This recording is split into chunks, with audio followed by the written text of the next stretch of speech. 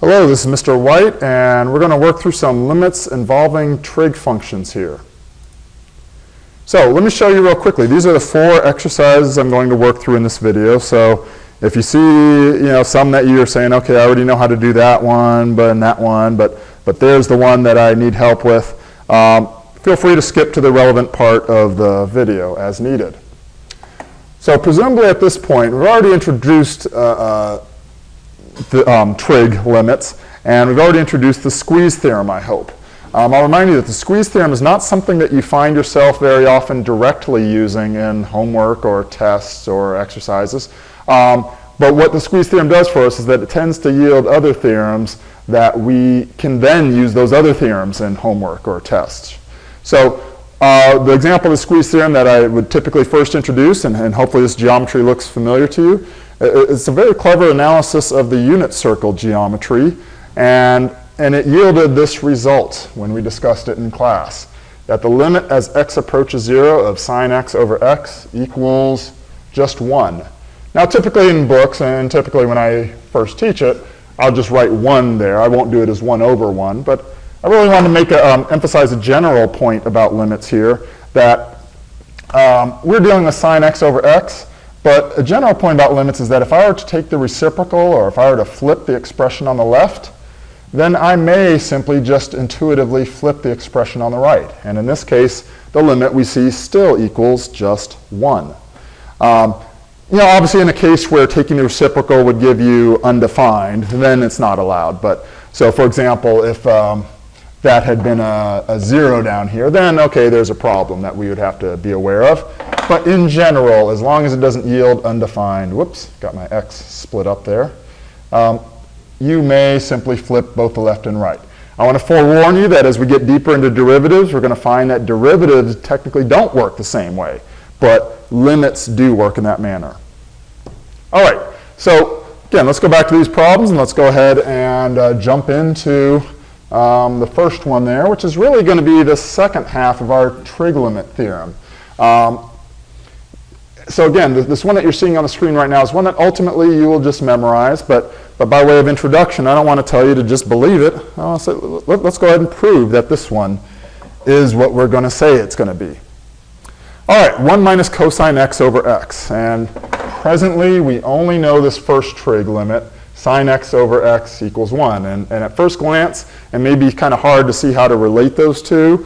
When we think of all the trig identities that we learned in pre-calculus, none of them really jump out as far as relating the existing theorem to this problem that we're dealing with at hand. However, the one that you're probably thinking of, I'm guessing, is, I wonder if there's a way I could use the Pythagorean identity. It looks so tempting. We're so close. If this were only cosine squared of x, we could use our wonderful Pythagorean identity. Well, here's where we'll use a little bit of clever algebra to force that situation. So being comfortable with our difference of squares, which is something we've been using a lot lately, I'm going to put 1 plus cosine x. And students often ask me, how was I supposed to know to do that? Well, I hate to say it, but really just experience and having seen it before. You kind of keep these mental tricks in the back of your mind. So what did that do for us? Well, let's FOIL out the top, distribute out the top, and I'll get 1 plus cosine x minus cosine x, and then the last terms give me minus cosine squared x. Hope you're comfortable with your foiling by this point. And I'll remind you that with limits, and really just derivatives and calculus in general, I find that most of the time we tend to FOIL out the top and then combine like terms as applicable.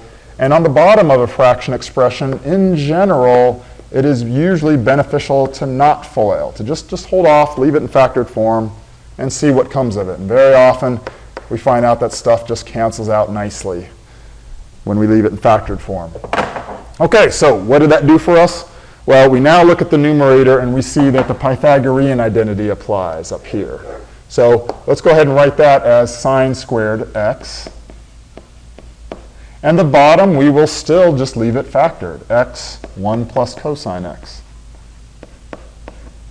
And something, again, students, I need to really emphasize, don't be lazy, write the lim in there. That is non-negotiable. Don't fight me on that one. I need you to write lim in there every time. All right, so what do we do from here? Well, let's look again at the one trig theorem that we officially know. Sine x over x will give us 1 as x approaches 0. So let's rearrange this. Let's rewrite this limit. So I'll go ahead and start off with the lim. And the one that we know is that we know that sine x over x will approach 1. And so what does that leave us with?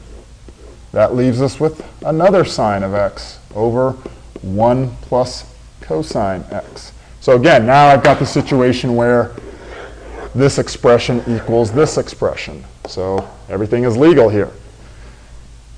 Now another general property of limits is that I can now look at these two expressions being multiplied individually, and I can say the limit of just that expression, I know according to our theorem, is 1. And the limit of this expression as x approaches 0. It is not one that we just simply have memorized, but we'll try our direct substitution. Sine of 0 would give us 0 up top. And I just need to make sure that there's not a 0 on the bottom, because that would be indeterminate form. That would be trouble. So 1 plus cosine of 0, that's 1 plus 1 on the bottom. So I multiply those two limits out, and I get 1 times a fraction, which is equal to 0. Whoa, did I really just almost write 1 there? I think I did. Pretend you didn't see that. Our final answer is just 0. All right, not the most exciting final answer, but we have done so. We've come up with that convincingly. And let me show you graphically. If I had graphed that original expression, that 1 minus cosine x over x, if I graph that on the calculator, I see, of course, that as x approaches 0 for any little dot there, as my x value is approaching 0, I can convincingly see on the graph that the y value is also approaching 0. And of course, if I trace to 0 exactly, I would find that there's a hole there in the graph, a removable discontinuity. But I can tell the limit is 0. Case closed. All right, hope that one made sense to you. So where we're at now, let's see, we've now are able to use both of these trig limits. And again, unfortunately, I have to admit, you just ultimately are going to memorize those two and be ready to use them as needed. Let's look at our second example, our second exercise. All right, this one, again, it looks, if we just look at our two trig limits that we have so far, it looks like the first one is going to be most hopeful, but we clearly are going to have to do a little bit of work to get to that point where we can use it. So let's go ahead and we could tell that neither of our trig limits, official trig limits theorem, involve tangent. So let's go ahead and rewrite tangent. We know that from pre-calculus that tangent is just sine over cosine. So again, I insist, write the limit, don't be lazy. Let's go ahead and take care of the top, theta times sine theta. And on the bottom here, I'm going to take a bit of a leap here that I hope you become comfortable doing. Instead of writing sine squared theta over cosine squared of theta down here on the bottom and dealing with a fraction within a fraction, I could do that, but let's go ahead and just flip it and multiply it and deal with cosine squared of theta over sine squared of theta. Okay, again, if you need to pause the video and convince yourself that what I just did there was legal, please do so. But I shall proceed. So that is going to equal, now I'm starting to look ahead at the limits that I have here, and I say, okay, let me try to make it look like that first trig limit. Let me start splitting it up and also canceling out anything that may cancel out. You probably noticed there's something that's going to cancel. So I'll put the theta over sine theta because that's the limit that I already know from our theorem. And I see what's left up top is a sine theta and a cosine. I could write cosine cosine. I'm going to go ahead and just put cosine squared. And what's left on the bottom? Well, just a sine theta. And if I feel like it, I'll go ahead and put a 1 there just so it doesn't look empty. And of course, sine theta over sine theta may divide each other out or cancel each other out. I look at that first expression, and I know we've just memorized that result from the Squeeze Theorem that says that equals 1, that limit equals 1. And what are we going to do with this one? direct substitute, right? So plug in theta equals 0 and make sure we don't get indeterminate form. Well, certainly we don't. This is going to give us cosine squared of theta is just 1 squared over 1. Remember, this is the point where I don't have to write lim anymore. And the final answer is simply 1. Again, not a tremendously exciting final answer, but is what it is. This will all lead to more exciting stuff in the future. That is our second example. So let me show you graphically what that one looks like. Oops, that's not the right graph. Here's the right graph. And if we were to graph that, we, once again, see that as x approaches 0, I can see that either from the left or from the right that my y value is also approaching 0, even though there's technically a hole there on the y-axis. We see that the limit is 0 graphically. Always a good idea to check. That's one of the, what I would say is a good use of a calculator, is to check your algebraic work. All right, not so bad, right? Let's look at the third one.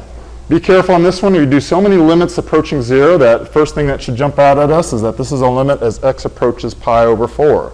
And perhaps one thing that I really should be emphasizing in these examples that I haven't been is that in each one of these we would have gotten indeterminate form if we had tried direct substitution from the beginning. So again, my fault there for not emphasizing that. But again, if I just started with pi over 4 and we really should always start by just doing direct substitution, I would see that that gives us 1 minus 1, or 0, over 1 over root 2 minus 1 over root 2. And certainly that is 0 over 0 indeterminate form. So we do need to, of course the bell has to go off while I'm doing a video.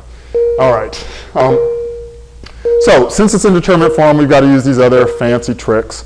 And once again, as a rule of thumb, the two special trig limits, and then there really are just these two. You're not going to be memorizing a long string of these. These two, neither involves tangent. So just in general, you're going to find yourself changing tangent into sine over cosine. So let me go ahead and write that, sine x over cosine x. And if I'm really thinking ahead and saving time, I'll anticipate that I'm going to want to combine it with that 1 here, right? So let me go ahead and do a common denominator. That's something else. These are just kind of general techniques and practices that I'd encourage you to get used to. I don't want you to be lazy, but certainly we can be efficient here. And that's all over sine x minus cosine x. Again, write the lim.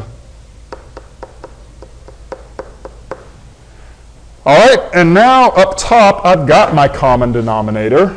So let's go ahead and rewrite that. Lim x approaches pi over 4. And let's go ahead and write that as cosine x minus sine x. And at this point, I hope you're starting to see where this is going. It's kind of a general practice in calculus is just kind of keeping your brain actively engaged and looking ahead and kind of anticipating your next move. And I'm already looking at my next move and saying, look at how this bottom relates to the fraction up top. I'm already anticipating my next move, and I'm going to say, let me write that bottom. Instead of sine x minus cosine x, let me write it as the negative of cosine x minus sine x. Again, take a moment, convince yourself that what I did was legal there. Sine x minus cosine x is the same as the negative of cosine minus sine. Now, why did I do that? I hope you're starting to get the hang of this and see where this is leading. That's the limit as x approaches pi over 4 and I'll go ahead and work this out. If you can do this canceling in your head, I'm not mad at you for that, but I'm going to go ahead and write it out the long way here, just so I'm crystal clear. When I divide by this on the bottom, that means multiplying by its reciprocal. So that means multiplying by 1 over negative cosine x minus sine x. And now we see that joyous moment where things up top cancel or divide out things on the bottom. And I see that what I'm left with is, go ahead and scroll down, give myself a little more room here.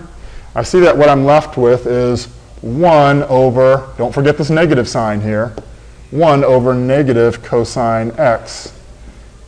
I still haven't taken the limit yet, so I still have to write lim as x approaches pi over 4.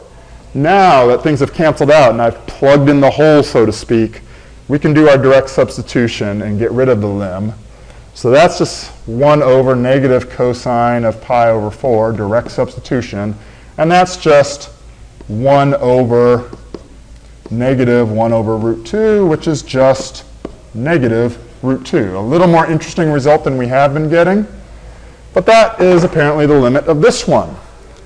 Okay, let's graphically check. Again, I'll bring up the screenshot of the calculator here, and we see that when I scroll to something that is really close to pi over 4, and again, I'm saying that pi over 4 is close to 0.7, or 0.785 is close to pi over 4, I see that, yes, visually it looks like my y value is close to something that's negative root 2. Of course, if I actually traced exactly to pi over 4, I would have landed right in that hole there and gotten indeterminate form. But this is convincing evidence that we did our algebraic analysis correctly. All right, hope you're having as much fun as I am. Limits always get a bad rap, but I feel like once you get into them, there is something fun and satisfying about them, and knowing that it leads to even bigger and better things is extra cool. All right, so let's look at this last one here. This is the one that always causes some frustration and argument every year, because I will go ahead and admit to you that you can come up with the right answer doing something that is completely illegal. So please listen carefully and follow up if you don't understand my explanation, but I need you to do this the right way and clearly show all your work. So let me go ahead and tell you what students incorrectly do, and it hurts my heart because we spent so much time on this in pre-calc. Students want to take the 7 and believe that they are allowed to just factor it out. Come on now, all those sum and difference identities and double angle identities and such, we spent all that time because this is something that you cannot do. This does not just equal, or this does not just equal 7 sine of h. So you're absolutely not allowed to do that. So what do we do instead? Well, let's look officially at our trig theorem, our trig limit, and let's recognize something here. It doesn't really matter whether there's an x here or whether this is a theta, theta, theta. Of course, we're going to get the same result. Officially, I can just put a box over that x, and I can put some open parentheses there, and I can put anything I want, any variable expression I want in that open parentheses, as long as I put the same one in each place. So here's essentially what we're going to do. We're not even going to try to get this 7 out of the sine expression. We're just going to let it be. We're going to let it hang and leave a 7h there. And this is the situation we're going to try to come up with.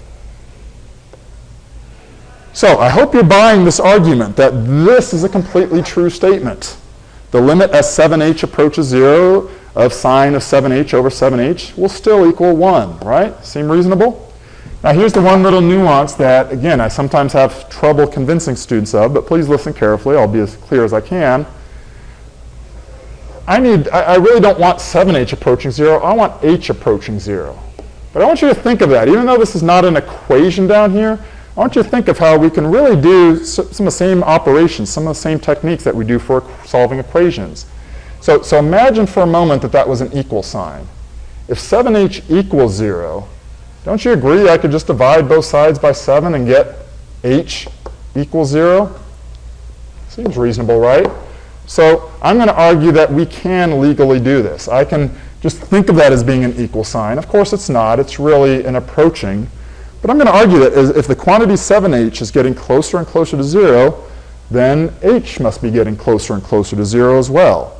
So what does all that mean for us here in this problem? That means that where the problem says, where I have 7h approaching 0 here, I'm going to say I can just replace that. That's the same thing as saying h approaches 0. I hope that was clear. I don't want to make the video too much longer on that one point, but I do need you to follow up if you have any question or confusion on that. All right, so let's proceed with that here. Let me show you what I'm going to do here. And hopefully you can kind of already anticipate it.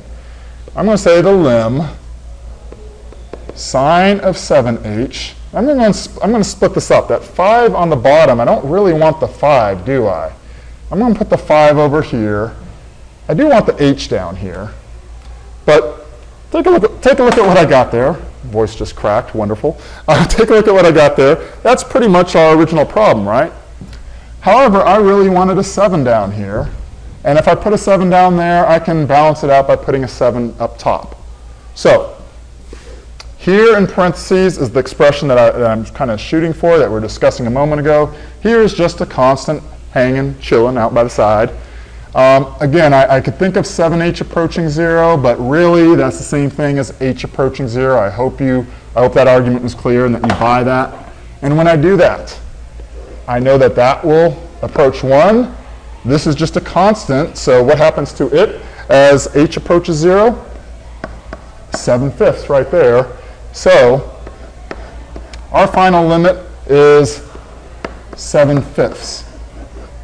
And if I bring up the graph for that, if I were to graph that original function, oops, once again, I grabbed the wrong graph. Here's the graph for that one, and you can graphically verify that for a point where h, or 7h, in this case is approaching 0, I'm approaching a y value of 7/5. As always, if any of that wasn't clear, please come on by office hours. Good luck.